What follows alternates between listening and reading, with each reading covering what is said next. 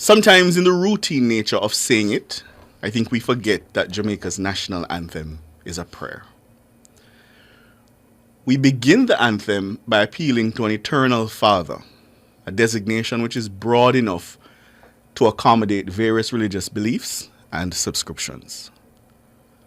And in that prayer and anthem, we ask of that eternal Father several things. But there's one line that has always stood out to me.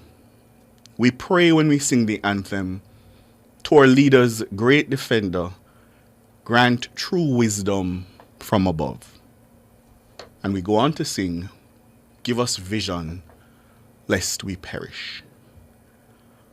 And we don't often reflect on it, but it is important. And I suspect when Hugh Sherlock wrote the words and Robert Lightburn and the Pulls set them to music, they knew they were important. And they knew this because no country on earth can ever hope to advance itself without leaders with vision and foresight. No country can ever advance itself unless those who lead it know where they're going. And so that brings me to the budget presentation of Prime Minister Andrew Holness yesterday. By my count, it was his 9th since assuming office in 2016.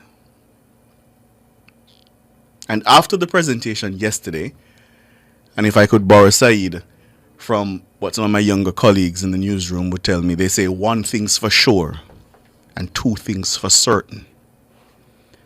Andrew Michael Holness knows where he's going. He knows where he wants to take Jamaica. And Jamaica has in him a Prime Minister of vision and, more importantly, the courage to work towards that vision. And that's important because that's what leadership demands. And that courage is all the more necessary because he marches into powerful headwinds that now appear to be conspiring to derail that vision. And some of those forces are as much from within the government as they are without. Now, I said it before. I said it on Wednesday, I believe. The Prime Minister blundered on Tuesday. He blundered badly, and I've been very clear on that, and those whose job it is to peddle narratives have been busy sharing and posting and ascribing all kinds of motives to my comments. That's a hazard of the trade. I accept that. And so I do not resile from the comments I made on Wednesday. But I do not need to resile from them. I do not need to, because in his budget presentation yesterday, the Prime Minister, I think, found redemption. He demonstrated that when he's focused on the people's business and the solutions to their problems, he's at his absolute best. And I think he sought to remind Jamaicans of that yesterday. And that's important because that is the Prime Minister Jamaicans expect to show up for them. Andrew Holness delivered yesterday what can only fairly be described as an all-encompassing vision of development for Jamaica. I found it credible and considered. The presentation was workmanlike, smart. It was mature, and to my mind, it represented elevated leadership. Now, it's true to say it wasn't sexy, and there were no fireworks. And though at times it strained attention and it meandered at points, one certainly got the impression that this was a Prime Minister uniquely aware of the fading love affair the people have with him. He knows he's slipped. He knows there's rife discontent in several sections of the society.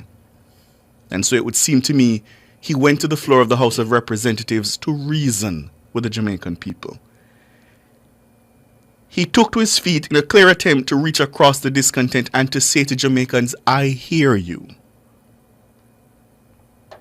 Andrew Holness gave an account of himself and his stewardship yesterday. And Said, I don't think any reasonable assessment can say after his near 5-hour-long presentation, it was lengthy. But no reasonable assessment can say he was found wanting. He did the job. And that, I think, is what Jamaicans want from their government. It's what they want from their Prime Minister. They want to know their leaders are listening and that their leaders are getting on with it. Holness did the job yesterday. Having now heard the Finance Minister and the Prime Minister, I think it's fair to say this is a credible, caring, and responsible budget. It perhaps will not, in the short term, alleviate all the concerns of people not feeling it, but he started. And so here's what stood out for me. The second consecutive year of an increase in the minimum wage, this time moving to $15,000, is obviously a headliner. It's a tangible act on behalf of low-income citizens, and it matters. But believe it or not, Saeed, that's not what occupies my mind this morning. What I considered the hallmark of the presentation is not the minimum wage announcement. It's the bit about the steps being taken through HEART to engage unattached and unproductive young Jamaicans. And as we were discussing before coming on your side, and you made a point, and it was a brilliant point, I thought, that not only does it have a social component, but if done right, it could well have a national security component by getting people positively engaged. And so the announcement that the government will not only fund tuition, but also provide a $13,000 weekly stipend plus another $15,000 monthly in transportation fees, I think is worth highlight and commendation. Because by my simple math, the government is going to pay young people $67,000 monthly to go and upskill and train themselves. That announcement is policy backed by HEART, and no pun is intended there. It made me proud of the Jamaican state. Nobody should ever again sit idly by and say nothing now go on. Because this policy concretely seeks to address that in a positive way. All that's required now, is ambition, talent, and drive. I'm still think I have to go see if I can go learn a little coding something. I think they're going to take me. I think I should, anyway. So listeners, if you know any young person who would benefit, it's your duty to alert them to this opportunity. Mm-hmm. And because I believe every Jamaican should hear the announcement, I want to play it again for you this morning. Because if this can truly get off the ground in the way the vision was articulated yesterday, we will move a far way forward as a country. Here's what the Prime Minister announced. Madam Speaker, as I travel across Jamaica and I speak to our young people, they tell me that making HEART free of tuition is great. But some of them struggle to find money for transportation and to buy lunch. They say, Prime Minister, I want to come and do the training, but I don't have the bus fare. I want to get a skill, but I won't be able to buy lunch when I go to the training center. This is a dilemma.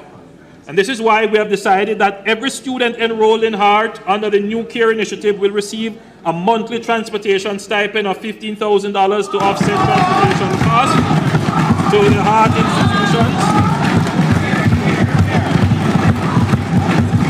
in which they will be enrolled. The grant will be tied to their attendance, obviously, and we will go even further. All trainees under the CARE program will receive an additional stipend of $13,000 per week for the duration of the training.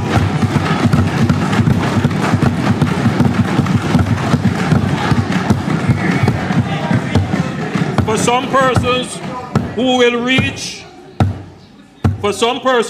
reach through this program, extensive training may not be required.